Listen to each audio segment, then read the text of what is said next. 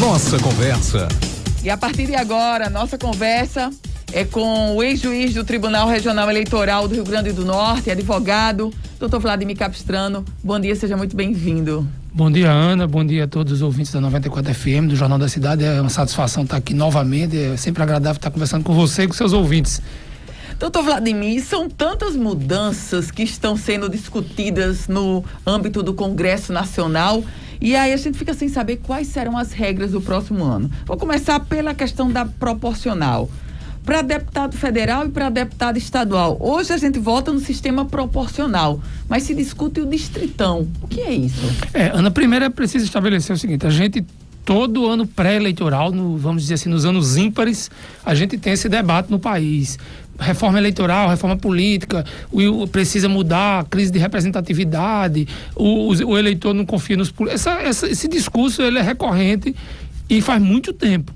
Pelo menos desde a redemocratização em 1985, a gente ouve esse discurso a cada eleição e até agora não se estabeleceu uma reforma política verdadeira. A gente fica a cada ano pré-eleitoral com essas que chamam de mini-reforma, alteração na legislação eleitoral, e a gente pode perceber, basta olhar para o passado, que a cada ano pré-eleitoral são os mesmos temas que voltam à discussão. Não é porque a gente diagnosticou um problema na eleição passada, aplicou uma solução, a solução não foi boa e está discutindo. Não, é porque os problemas são os mesmos, são recorrentes e não se apresentam soluções para esses problemas. Então, a gente volta agora em 2021 a discutir sistema eleitoral, como se vota para deputado, para vereador na eleição seguinte, volta a discutir financiamento de campanha, a gente volta a discutir os mesmos temas, volta a discutir participação feminina na política. Tudo isso são temas recorrentes que, infelizmente, o Congresso Nacional não se debruça com a profundidade suficiente para tentar ter uma solução mais perene. A gente está no mês de julho de 2021. Pela regra da Constituição, que a gente chama lá de princípio da anualidade, da anterioridade, toda a legislação eleitoral ela tem que estar publicada até um ano antes da eleição. A eleição é dia 2 de outubro de 2022, então toda a legislação que alterar o processo eleitoral tem que estar publicada até 2 de outubro de 2021. Isso significa aí que o Congresso tem até 15 de setembro para legislar, porque o presidente tem que sancionar ou vetar. E a gente está a menos de 60 dias desse prazo e ainda está discutindo o modelo, o formato, fazendo audiência pública, ou seja, não está sendo mais uma vez levado a sério esse debate. Porque se esse debate estivesse sendo levado a sério pelo Congresso Nacional, isso tinha que estar sendo discutido pelo menos desde o começo desse ano legislativo. Tudo bem, 2020 foi um ano atípico, pandemia, eleição teve aquele adiamento para novembro, mas a gente tinha que ter passado a debater esse tema no começo deste ano. A gente deixa para começar a debater mais profundamente agora em julho. O Congresso entra de recesso, só volta em 1º de agosto. Na verdade, quando o Congresso voltar em 1º de agosto, a gente terá apenas 45 dias para debater um tema que é de grande importância para o futuro do país. Porque a gente está discutindo aqui, Ana, as regras que vão presidir as eleições de 2022. As eleições que vão escolher o presidente da República, um terço dos senadores, todo o Congresso Nacional, os 27 governadores e todos os deputados estaduais do Brasil. É uma eleição muito importante. E a gente fica nessa pressa, nesse afogadilho, discutindo as regras. E o Congresso está pretendendo fazer modificações profundas. Você falou aí do sistema eleitoral. O que é o sistema eleitoral? No Brasil, no mundo, nós temos alguns sistemas eleitorais. O sistema majoritário, que é o mais conhecido e o de mais fácil compreensão pelos eleitores, que é aquele: você vota várias pessoas se candidatam, os eleitores votam num desses candidatos, o mais votado está eleito. Isso é assim para presidente da República, para governador do estado, para prefeito e para senador da República. Senador da República, nós teremos uma vaga nessa eleição, vários serão candidatos, o mais votado de todos será o eleito. Muito fácil a compreensão. Isso é o sistema majoritário. Temos o sistema proporcional, que no Brasil ele é aplicado para a eleição dos deputados federais e estaduais e também dos vereadores. As pessoas votam nos candidatos dos partidos. A Justiça Eleitoral soma todos os votos que cada partido teve através de seus candidatos. Esses números de votos por partido formam o que a gente chama de quociente eleitoral e quociente partidário. E a partir desses números, uma equação que se monta se alcança o número de candidatos que cada partido elegeu. E a partir desse número de candidatos que cada partido elegeu, pela ordem decrescente de votação dos candidatos daquele partido, são encontrados os eleitos. Esse é o sistema proporcional. É um sistema de compreensão um pouco mais difícil para o eleitor, porque tem essas fórmulas que tem que ser aplicada, quociente eleitoral, quociente partidário, mas é um sistema que permite que todos os segmentos da sociedade participem da eleição dos parlamentares. E nós temos em alguns países do mundo um sistema chamado de distrital, que é a formação de pequenos distritos. Por exemplo, Natal, a eleição de Natal para vereador. Os candidatos, eles podem ser votados em qualquer região da cidade e esses votos são contabilizados para a eleição. No sistema distrital, a cidade ou o estado ou o país é dividido em distritos, em pequenas porções, e o candidato, ele é candidato apenas por aquele distrito e não pelo todo do município ou do estado. A discussão que a gente tem hoje no Brasil em relação às eleições de deputados e vereadores é se nós vamos continuar usando esse sistema proporcional que nós utilizamos hoje, se passaremos para o sistema majoritário, que lá apelidaram de distritão, ou se implantaremos distritos. E, inclusive, falam em distrital misto, ou seja, seria um misto de distritos, que é majoritário, e de proporcional. Na proposta que está sendo analisada hoje na Câmara dos Deputados, a relatora, ela propõe o sistema distrital misto. E é o que, doutor Vladimir? Distrital misto é o seguinte, esse sistema seria aplicado de 2024 em diante, não em 2022. Em 2024, eleições municipais. Ou seja, 2022 seria o distritão. Na proposta dela, nós teríamos um casuísmo eleitoral, e a palavra é esta mesmo, casuísmo, de implantar um sistema majoritário, distritão, como eles chamam. Ou seja, nós abandonaríamos o sistema proporcional e iríamos para a radicalização do sistema majoritário. Nós sairíamos de uma ponta para a outra, com o objetivo de chegar no meio. É um negócio esdrúxulo, maluco, mas estamos no proporcional e iríamos para a ponta oposta para depois chegar no meio. Mas, para o ouvinte entender, no próximo ano, os mais votados ganhariam para deputado federal e estadual. Essa é a proposta que está no relatório da Comissão de Constituição e Justiça que está analisando a PEC. E em 2024, quando a gente vai eleger vereador e prefeito, no caso do vereador seria distrital misto. Distrital misto. E o que, o que é distrital misto? Primeiro, o que é distrital? Nós pegaríamos a cidade do Natal, por exemplo, para dar o exemplo onde a gente mora, temos 29 vagas de vereadores. Uma parte dessas vagas, o percentual de cada tipo de vaga tem que ser definido, uma parte dessas vagas continuaria sendo eleita pelo sistema proporcional, esse em que eu voto num candidato de um partido, aquele voto é somado para o partido, quociente eleitoral, quociente partidário, possivelmente 50%. No caso de Natal, que tem 29, teria só que ter a forma de arredondamento. Mas, digamos, 15 vagas iria para o sistema proporcional e 14 vagas para o sistema distrital. O que é o sistema distrital? Natal seria dividido em distritos. 14 vagas para o sistema distrital. Então, digamos que dividiria em 7 distritos ou em 14 distritos.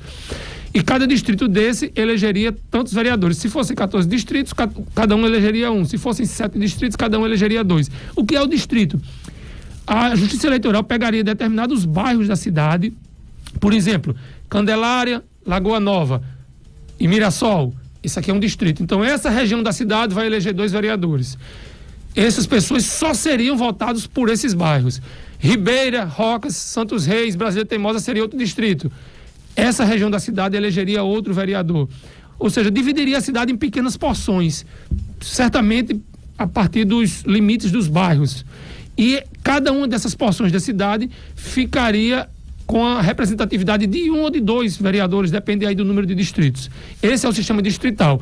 E no sistema distrital, o vereador do distrito, ele é eleito no sistema majoritário, ou seja, o mais votado daquele distrito é o eleito. Se forem 2 vagas, os 2 mais votados são eleitos, independente de qual partido ele pertence, de quantos votos o partido dele tem. E na proposta que está sendo analisada pela Câmara, como seria distrital misto, as outras vagas, no caso do Natal, por exemplo, as 15 ou 14 vagas, seria pelo sistema proporcional, que é esse sistema que a gente tem hoje. Qual é o grande complicador disso? É que o eleitor ele vai ter que votar 2 vezes para o mesmo cargo. Por exemplo, 2024, distrital misto para vereador.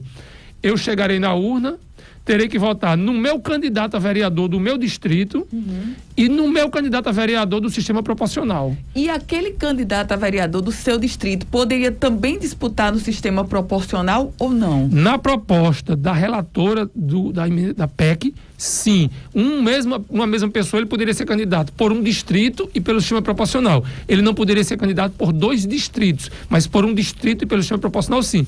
Isso enlouquece mais ainda o eleitor, porque eu vou chegar, vou votar no... Eu chego, meu candidato do distrito é X, mas eu também vou votar nele para proporcional, então eu voto em X 2 vezes.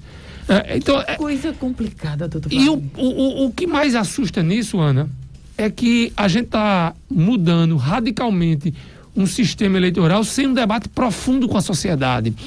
Porque, assim, eu sou defensor do sistema proporcional. Eu acho que ele é o sistema mais justo, é o sistema que permite que todos os segmentos da sociedade tenham representação no parlamento, e o parlamento é a voz da sociedade, de todos os poderes instituídos no país. Executivo, Judiciário, Legislativo. O Legislativo é o que tem a maior presença da população, a maior representatividade, é onde os seus integrantes, os seus membros, os deputados, os vereadores têm mais proximidade com as pessoas. É muito mais fácil eu esbarrar com o vereador e conversar com ele do que com o prefeito da capital. É muito mais fácil eu conversar com um deputado estadual do que com a governadora do estado. Então, essa representatividade, ela está tendo a sua formação alterada sem um debate profundo com a sociedade. E nós estamos partindo para uma coisa pior ainda, que é essa eleição de 22, num absoluto casuísmo, em que está se implantando um distritão, que nada mais é do que um sistema majoritário, em que os mais votados serão os eleitos. Aí, assim, a percepção comum das pessoas é dizer, mas não seria justo os mais votados serem os eleitos? Não, por quê? Vou voltar, por exemplo, no Rio Grande do Norte. No Rio Grande do Norte nós temos 2.400.000 eleitores, certo? Vota em torno de 2 milhões para deputado federal.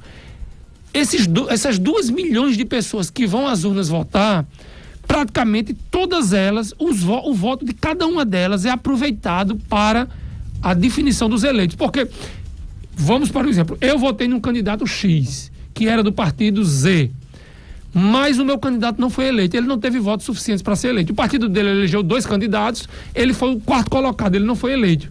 Mas os votos o meu voto nele, todos os votos que foram dados a ele, mesmo ele não sendo eleito, computaram para que o partido atingisse o quociente eleitoral e elegesse aqueles 2. Ou seja, o meu voto, dado a um candidato que não foi eleito, ele foi necessário para eleger um candidato, ou seja, eu estou representado no parlamento, mesmo meu candidato tendo perdido a eleição. Por quê? Porque aquele candidato do partido, do meu candidato, ele está lá por conta do meu voto.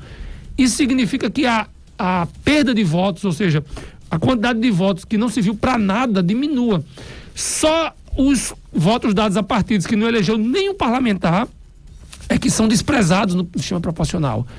Já nesse sistema majoritário, que chama de distritão, só os votos dados aos candidatos efetivamente eleitos é que representarão algum eleitor. Ou seja, desses 2 milhões de eleitores que votaram para deputado federal em 2022, se o sistema for majoritário, aí algo em torno de 600 a 800 mil terão servido para eleger alguém. Os outros 1.200.000, 1.400.000 votos terão sido jogados na lata do lixo. Por quê? Se eu votar no candidato que foi o 9º colocado, aquele voto não serviu para nada. Doutor Vladimir, e nesse contexto, o modelo distritão, ele também é uma fragilidade enorme para os partidos políticos, não é isso? O distritão, ele, na verdade, torna o partido desnecessário. Porque o que interessa não é a quantidade de votos que um partido teve, e sim a quantidade de votos que um candidato teve. Na verdade, o distritão, ele leva o populismo para dentro do parlamento. Nós já temos algum populismo dentro do parlamento quando essas grandes celebridades são eleitas. Por exemplo, Tiririca. Tiririca foi eleito com 1.500.000 votos e levou gente para dentro do parlamento que teve pouquíssimos votos. Isso é um defeito do sistema proporcional. O Congresso Nacional tentou equalizar isso, como? Criando aquela cláusula de desempenho. O candidato, para entrar na esteira dos votos de um campeão de votos, ele precisa ter pelo menos 10% do quantitativo de votos do quociente eleitoral. E isso acaba também agora, não é? Acaba porque acaba o quociente eleitoral. Não existe mais esse conceito de quociente eleitoral. E permite que um candidato que nem tinha filiação, se filiou na véspera do prazo, por um partido que ninguém nem sabia que existia, ele, porque é uma pessoa famosa, porque é uma pessoa que tem dinheiro, por qualquer circunstância, se eleja. Ou seja, o compromisso do candidato com o partido se acaba. Não vai haver mais sequer compromisso ideológico, porque ainda que a gente tenha no Brasil uma estrutura partidária frágil, ainda que não exista essa fidelidade ideológica entre o partido e o filiado, mas pelo menos a gente consegue enxergar alguma coloração ideológica. Por exemplo, eu sei que um candidato do PT, ele tem um certo compromisso ideológico com aquele programa do partido. Eu sei que um candidato do PSL, eu sei que um candidato do DEM, ele tem compromisso ideológico, um candidato do Novo. A gente consegue enxergar, ainda que minimamente, sobretudo nesses partidos mais às pontas, compromissos ideológicos do candidato com o partido. Se o voto é majoritário, o candidato não tem que ter compromisso nenhum, porque é a pessoa física do candidato. Isso acontece nas eleições majoritárias sempre. Por exemplo, nós tivemos exemplos aqui de presidentes da República que foram eleitos por partidos inexpressivos, porque o partido não servia para nada. Collor de Mello, em 1989, foi eleito pelo PRN. É um partido que nem existe mais. O presidente Jair Bolsonaro foi eleito pelo PSL, que era um partido absolutamente inexpressivo antes da eleição dele e que tornou-se de novo um partido inexpressivo depois que ele saiu do partido. Por quê? Porque aí é o populismo, é a figura, é a personalidade que importa e não o partido. E o Distritão, ele leva isso para dentro do parlamento. A gente vai acabar com os partidos e vai priorizar a figura do candidato. Isso é muito ruim para a democracia, porque em qualquer democracia do mundo, a interlocução da sociedade com o Estado é feita através dos partidos políticos. E não na pessoa física do político. Sempre é o partido que é o interlocutor. Essa interlocução sem partido só existe nos regimes autoritários, nas ditaduras. Por quê? Porque partido político não importa. Getúlio Vargas acabou com os partidos políticos, os militares em 64 acabaram com os partidos políticos. Por quê? Porque partido político não importa para regime autoritário. Partido político só importa para regime democrático. E essa proposta que o Congresso está debatendo, infelizmente, ela fragiliza os partidos, ela estanca essa interlocução. A crítica sempre é possível, mas partido político no Brasil é frágil, partido político no Brasil não é sério, concordo. Então a gente precisa criar mecanismos de fortalecimento das estruturas partidárias, mecanismos de democratização das direções partidárias. A gente não pode acabar com os partidos, porque os partidos estão mal estruturados. A gente tem que estruturar os partidos. É aquela velha piada que eu não vou contar aqui, mas só do sofá na sala. Não adianta tirar o sofá da sala se o problema é outro. Doutor Vladimir Capistrano, a gente conversa com ele, que é advogado, especialista em direito eleitoral. O Brasil ficou estarrecido com o aumento do fundo eleitoral, que passou de 1 bilhão e 800 milhões no processo de 2020 e agora o Congresso aprova 5 bilhões e 700 milhões de reais, quase 300%.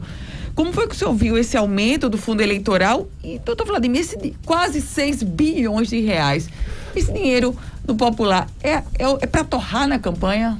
Olha, Ana, a gente precisa, antes de debater valor, fazer um outro debate sobre financiamento de campanhas eleitorais no Brasil. Porque campanha eleitoral custa dinheiro. Você, pouco antes, entrevistou um especialista em marketing político e eleitoral. Campanha eleitoral custa dinheiro, tem que contratar marketing, tem que contratar estrutura, tem que contratar carro de som, tem que contratar tudo. Tudo custa dinheiro. E a gente tem que saber de onde vem o dinheiro que vai financiar a campanha eleitoral. Por quê? Porque se a gente não souber de onde vem o dinheiro para financiar a campanha eleitoral, ele vai vir de algum canto. E a gente não sabe de onde. E a gente não sabe quais interesses que esse dinheiro, que a gente não sabe de onde vem, está defendendo. A gente teve no Brasil, em 2014, uma experiência muito dramática com financiamento de campanha eleitoral. 2014 foi a última campanha eleitoral no Brasil financiada, que houve a possibilidade do financiamento por empresas privadas, pessoas jurídicas. Em 2015, o Supremo Tribunal Federal concluiu o julgamento de uma ação direta de inconstitucionalidade e proibiu o financiamento de campanhas eleitorais por pessoas jurídicas, por empresas, sob o argumento de que isso daí permite a interferência do poder econômico no processo eleitoral. E é verdade. Certo? Então, por que se instituiu o financiamento público a partir da eleição de 2016? Porque o Supremo Tribunal Federal entendeu que não é constitucional permitir que empresas financiem campanhas eleitorais. E não é constitucional por quê, Ana? Porque a empresa que financia a campanha eleitoral, ela financia com um interesse econômico. Eu, Vladimir Capistrano, tenho a liberdade, isso está previsto na lei, e o Supremo disse que é constitucional, de na campanha de 2022 financiar o candidato da minha conveniência, do meu interesse, porque eu sou cidadão. Eu, como cidadão, tenho o direito de chegar lá e, naquele limite que a lei prevê, doar dinheiro ao candidato do meu interesse. Empresa não tem esse altruísmo. Empresa financia porque quer lucro. A gente vive num regime capitalista. No regime capitalista, o objetivo da empresa é ter lucro. Não é fazer altruísmo, não é fazer caridade. Ela até pode fazer como responsabilidade social, mas não financiando candidatos. Então o Supremo disse que isso não é possível. E as investigações da Operação Lava Jato, elas mostraram que o financiamento da campanha de 2014, que foi a última que empresas financiaram, ele decorreu majoritariamente de dinheiro de corrupção. A campanha eleitoral de 2014, nela foi gasto pelos candidatos. Eu não estou falando aqui do custo da justiça eleitoral para realizar a eleição.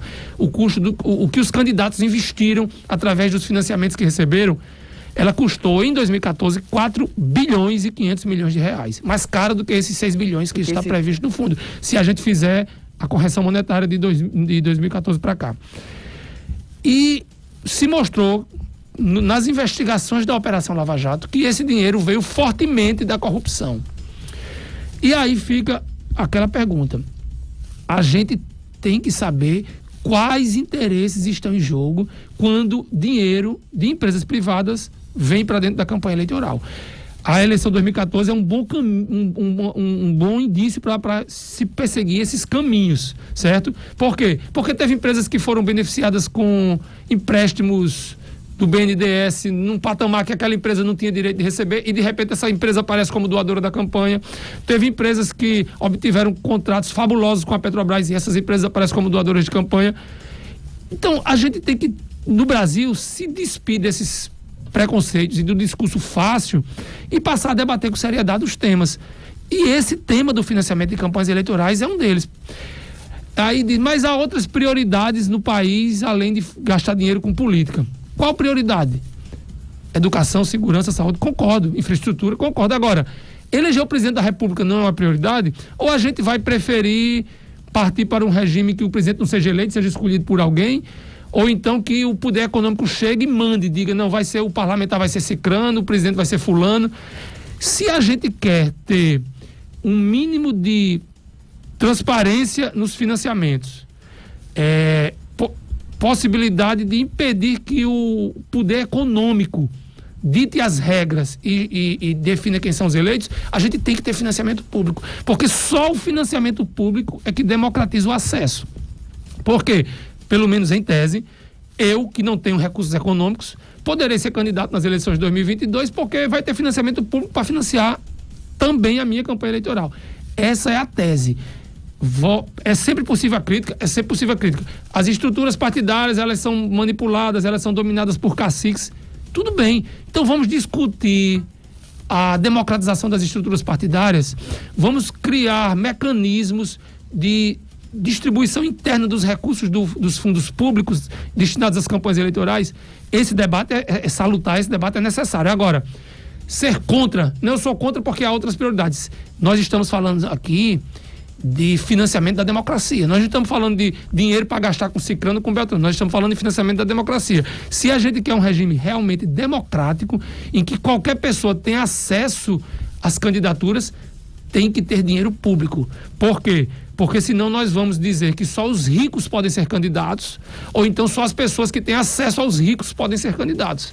Nos Estados Unidos, a sociedade fez uma opção clara. Não, o Estado não vai gastar dinheiro com campanhas eleitorais. Quem vai financiar são as empresas e os candidatos que vão bater na porta das empresas. Agora, a sociedade, quando tem esse discurso, ela tem que ter a compreensão de que se o candidato vai bater nas portas das empresas atrás de recursos, as empresas estarão autorizadas a bater na porta do presidente quando ele for presidente. E as empresas não vão lá bater na porta dele para apertar a mão. Elas vão bater na porta dele atrás de defender os seus interesses, defender os seus contratos, que nem sempre são republicanos. Então, é esse debate que a gente tem de ter. O que eu acho que a gente pode discutir é o valor. 6 bilhões é suficiente, é muito, é pouco? Eu acho que isso pode ser discutido. Mas dizer que é contra o financiamento de campanha eleitoral por fundos públicos, aí eu acho que é empobrecer o debate.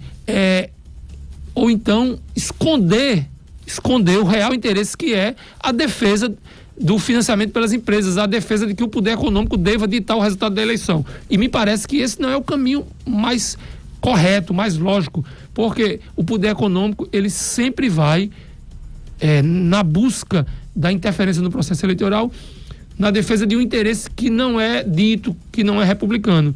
Por isso que eu acho que deve ser, sim, proibida a doação de empresas nas campanhas eleitorais e deve ser fortalecidos os mecanismos de financiamento público. Agora, com muita fiscalização, e isso o Ministério Público Federal e a Justiça Eleitoral, elas são muito rígidas nesse aspecto. Basta ver a quantidade de gente aí que teve contas desaprovadas e que teve que devolver recursos públicos.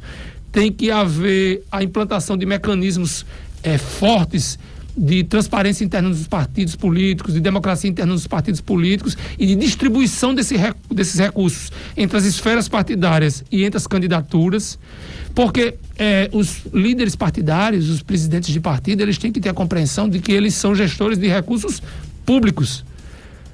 Eles têm que ter essa compreensão. Se a gente conseguir criar esses mecanismos, me parece que a gente passa a ter um outro patamar de debate.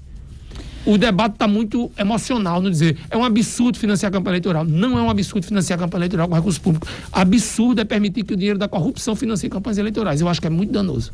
Doutor Vladimir, o tempo está quase esgotando, mas eu não poderia deixar o senhor sair daqui sem um outro questionamento.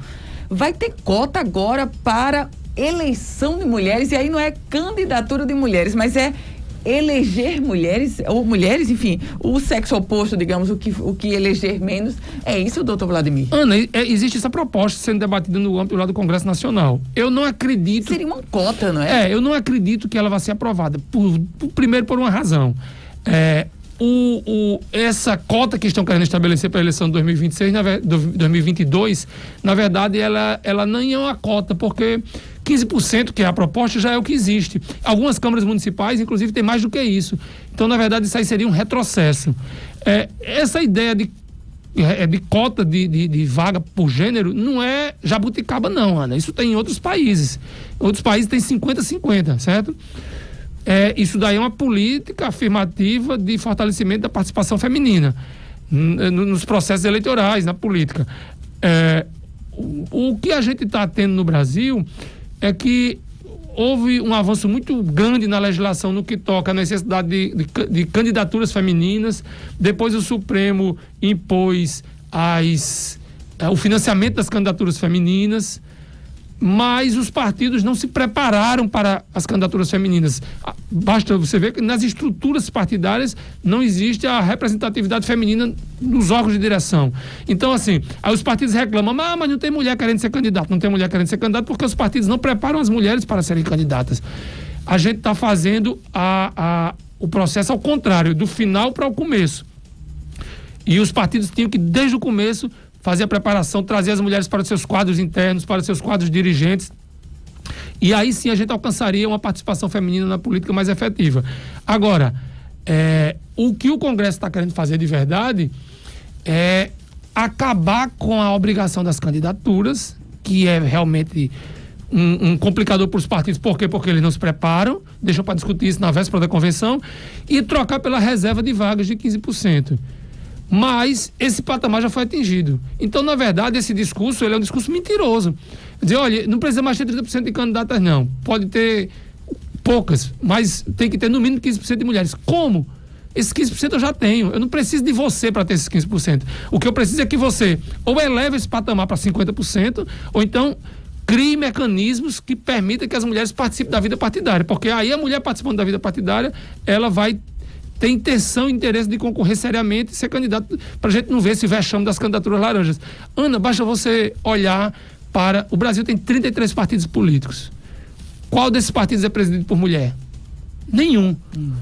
No Brasil nós temos um partido chamado Partido da Mulher Brasileira, PMB. Este partido é presidido por um homem. Então, Ana, isso daí é suficiente para mostrar que esse discurso que estão fazendo no Congresso Nacional para justificar esses 15% é um discurso mentiroso. Ele não pode colar, porque ele é um discurso mentiroso. O que tem que haver de verdade por parte dos partidos políticos é o fortalecimento da presença feminina nas suas estruturas partidárias. Não adianta, na véspera da convenção, sair atrás de mulher para ser candidata. Como disse um advogado amigo meu, sair com laço um laço como que se pega boi querendo pegar a mulher para ser candidato. Não adianta. Tem que haver o fortalecimento dos mecanismos internos dos partidos para trazer as mulheres para as instâncias partidárias, para os órgãos de direção e fomentar internamente a participação feminina para depois fomentar na campanha. Eu não sei se você conseguiu perceber, se o ouvinte conseguiu, mas nós tratamos de 3 temas aqui. Verdade, doutor Vladimir. E todos os 3 a gente sempre tem um ponto em comum que os liga: a necessidade de fortalecimento da democracia interna dos partidos. Nós tratamos de sistema eleitoral, tratamos de financiamento de campanhas e de participação feminina. E sempre o problema é a ausência de democracia interna nos partidos, a ausência de mecanismo de participação das pessoas no partido. Por quê? Porque os partidos no Brasil têm dono. É um caciquismo absoluto que domina. E isso impede o avanço democrático interno. Então, ou a gente ajusta as estruturas partidárias, ou a gente nunca vai conseguir avançar nesse debate. Doutor Vladimir Capistrano, e o debate continuaria, o senhor vai voltar aqui com certeza, porque são muitos assuntos que cercam esse processo eleitoral para o próximo ano. Advogado Vladimir Capistrano, especialista em direito eleitoral. Muitas perguntas chegaram aqui, mas eu vou, enfim, já vou renovar o convite para o senhor voltar aqui. Muito obrigada, doutor Vladimir. Eu que agradeço, Ana, seu convite, a participação dos ouvintes. É sempre bom estar por aqui.